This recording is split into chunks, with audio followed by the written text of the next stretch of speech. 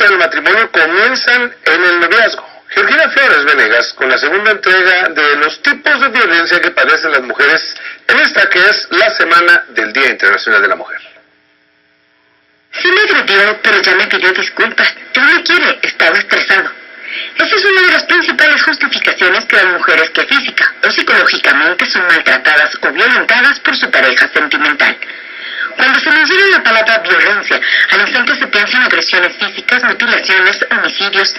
Sin embargo, esta está presente en la vida cotidiana de las relaciones de pareja, que en muchas ocasiones pasa desapercibida. Esta parte de estar enterado de con quién platica, dónde platica, el Facebook, el Hotmail, el Gmail, y aquí es donde se descubre como muchas cosas. Desde ahí, desde que te estén fiscalizando, con quién platicas, dónde platicas, cómo platicas, desde ahí empezamos a tener una pequeña sutileza de lo que es la violencia.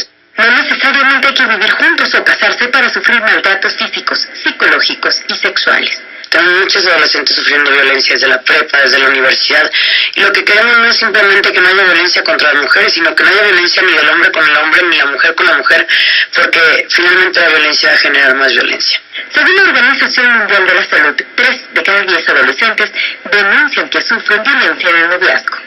Al principio algún comentario incómodo, un jaloneo o una bofetada pueden parecer como parte del juego entre los dos, pero luego pueden tomar dimensiones tan grandes que incluso se llega a la hospitalización o la muerte.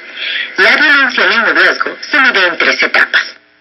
La primera es aquella que incluye maltrato psicológico y emocional, como bromas hirientes, burlas, infidelidades, humillaciones y prohibiciones.